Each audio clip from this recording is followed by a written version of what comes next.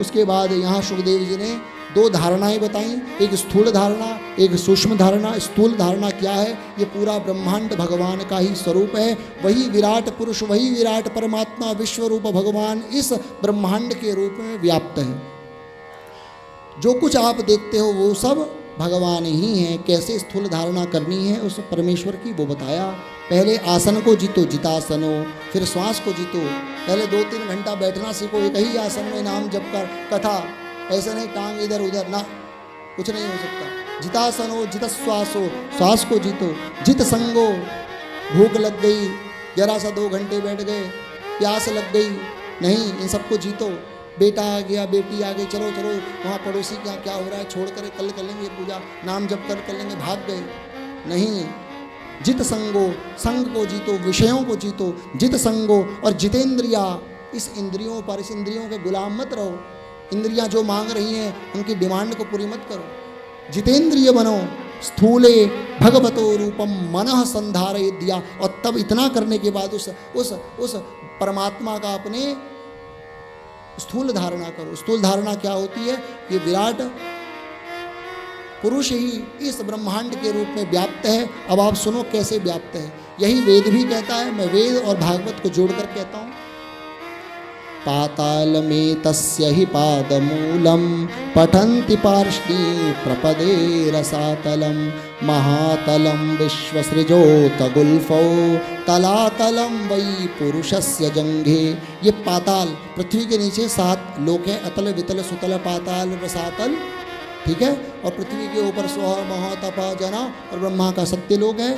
तो ये सब लोग भगवान के ही शरीर हैं। पाताल भगवान का तलवा है, और जो एड़ी है वो एड़ी रसातल है। एड़ी की जो गांठें हैं गुल्फ, वो महातल है। और उस विराट पुरुष परमात्मा की जो घुटने से नीचे और एड़ी से ऊपर का जो हिस्सा है वो तलातल है। और उस विराट पुरुष परमात्मा के दोनों जो घुटने हैं, उन घुटनों के जो कटोरे हैं, द्वई जानुनि सुतलम विश्वमूर्ति, वो उसके सुतल लोक हैं। और उसकी जो जंघा है वो जंघा वितल और अतल लोक है। रुरुद्वयम वित्तलम चातलम च। और उस विराट पुरुष परमात्मा के जो जंघा से ऊपर जो कूल्हे हैं वे कूल्हे रुरुद्वयम महीतलम तज्जघनम महीपते, वो महीतल यानी पृथ्वी है।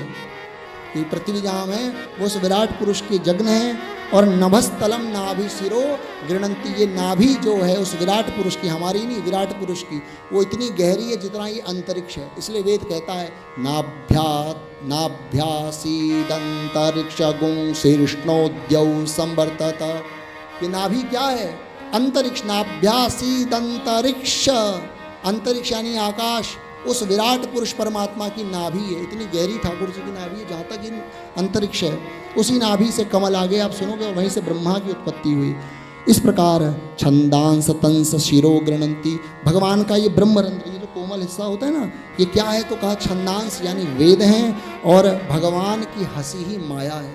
जिस समय ठाकुर जी मुस्कुराते हैं तो समझ लेना उन्होंने अपनी माया का जाल फैला दिया। हासोन जनोन माद करी चमाया, ठाकुर जी ने अपनी माया फैला दी।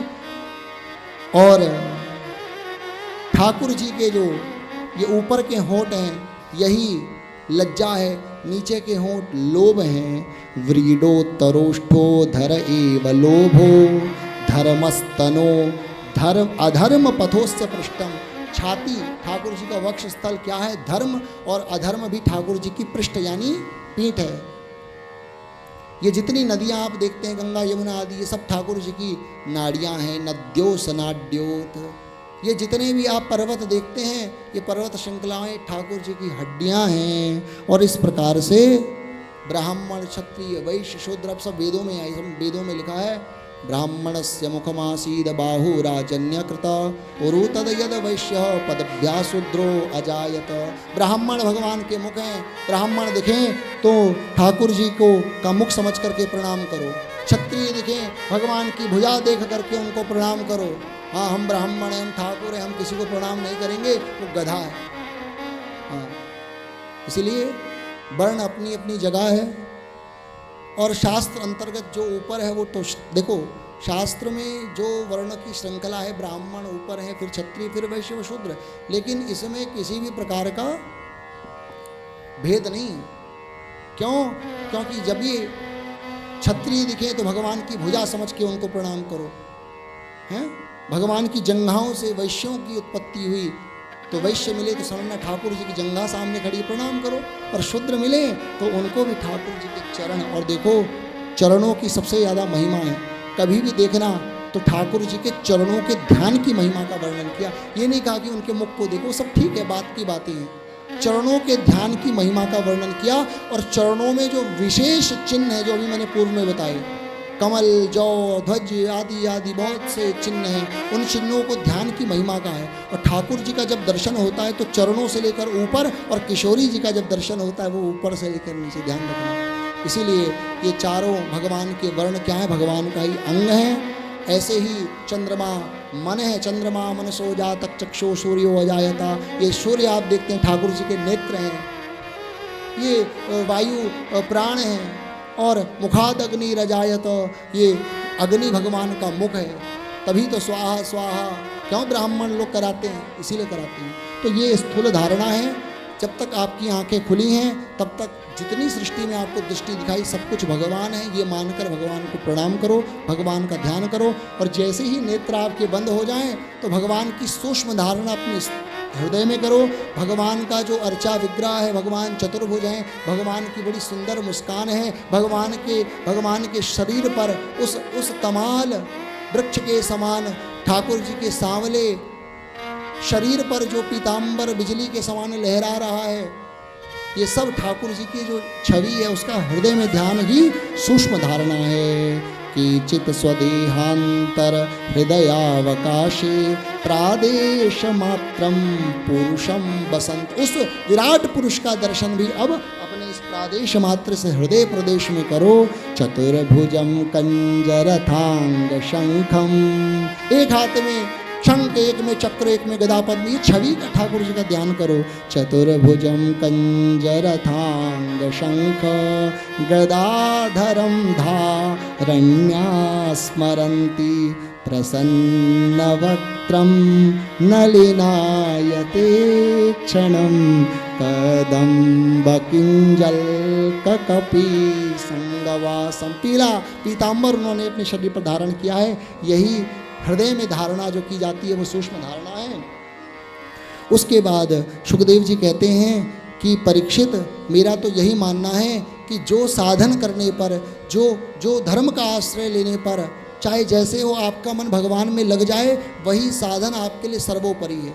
अब किसी को नाम जपने में बड़ी कठिनाई है तो उसके लिए वो ठीक नहीं। कोई चाहता है मेरी तो रुचि ठाकुर जी की कथा में है, ऐसे बैठ जाऊं और ठाकुर की कथा सुनो, तो तुम्हारा वही साधन श्रेष्ठ है जिसमें तुम्हारा मन ठाकुर जी के चरणों में लगे। अब कोई कथा में नहीं बैठ सकता 10, 15, 20 मिनट, उसको मजा है। मैं तीर्थ में जाता हूँ ना तो मेरा मन खूब ठाकुर जी में लगता है, तो वही साधन उसके लिए श्रेष्ठ है, वही साधन सुंदर है, वही श्रेष्ठ है जिससे आपका मन गोविंद में लग जाए।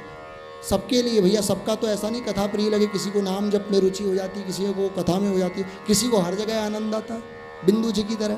ऐसे ही परीक्षित, चाहे जो साधन हो भगवान में मन लग जाए वही श्रेष्ठ है। ना यतोन्यः शिवः पंथा विशतः संस्कृता विह वासुदेवे भगवती भक्ति योगो यतो भवेत। और परीक्षित, केवल मेरा ही नहीं, ब्रह्मदेव का भी ऐसा मानना है। ब्रह्मा जी ने 3 बार वेदों का अनुशीलन किया, 3 बार वेदों का अध्ययन करके यही निष्कर्ष निकाला, जिस साधन से भगवान के चरणों में रति हो जाए, प्रेम हो जाए, वही साधन सर्वश्रेष्ठ है, भक्ति देने वाला है। भगवान ब्रह्म कार्ष्णेन त्रिरन वीक्ष मनीषया तद्भ्यवसयत कुटस्थो रतिरात्मनयतो भवेत। इसलिए परीक्षित सुनो, तस्मात् सर्वात्मना राजन हरि सर्वत्र सर्वदा श्रोतव्यः। भगवान की कथा को ज़्यादा से ज़्यादा सुनो। कीर्तितव्यश्च स्मर्तव्यो भगवान नृणाम। देखो भागवत में ये 2-3 जगह आया है, श्रोतव्यो, कीर्तितव्यो, ध्यायस्य। केवल 3 बातों को नोट कर लो आप। जितना मेरा ज्ञान है शास्त्र का, वेद का, मैं अपने ज्ञान और अपनी ही बात में आपसे कह रहा हूँ, हाँ, औरों की नहीं। 3 बातें, भगवान की ज़्यादा से ज़्यादा कथा सुनो, श्रोतव्य, कीर्तितव्य, ज़्यादा से ज़्यादा भगवान का कीर्तन करो, नाम जप करो, और स्मर्तव्य, ज़्यादा से ज़्यादा स्मरण करो। बस ये 3 काम कर लोगे, अपने आप मन भगवान में चले जाएगा, ये सब संसार बेकार लगेगा। इसलिए ये 3 चीज़ें करनी, कुछ नहीं है, आप किसी के मत मानो, भागवत की मान लो। भागवत में 2-3 बार ये बात आई, और वेद की ही बात ये है, श्रोतव्य, कीर्तितव्य और स्मरण, भगवान का स्मरण। और पिबन्ति ये भगवत आत्मनः सताम कथामृतं श्रवणपुटेषु संभृतं पुनन्ति ते विषय विदुषिताशयं ब्रजन्ति तच्चरणन सरोरुहान्तिकम। जो भगवान की कथा को अपने इन श्रवण पुटों में, इन कानों के डोनों में भर भर के पीता है, जो किसी महापुरुष वैष्णव भक्त के मुख से ही सुनने को मिलती है, तो कहा उसके समस्त हृदय के कलमश पुनंती, शुद्ध हो जाते हैं, धुल जाते हैं, और भगवान पद्मनाभ के, ठाकुर जी के चरण कमलों में उनकी प्रीति हो जाती है।